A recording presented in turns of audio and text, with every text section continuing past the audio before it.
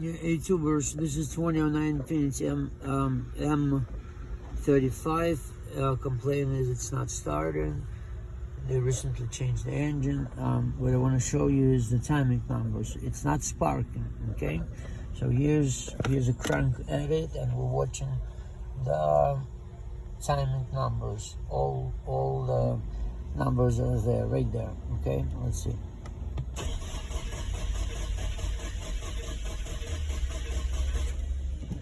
Zero. Okay, that's interesting. That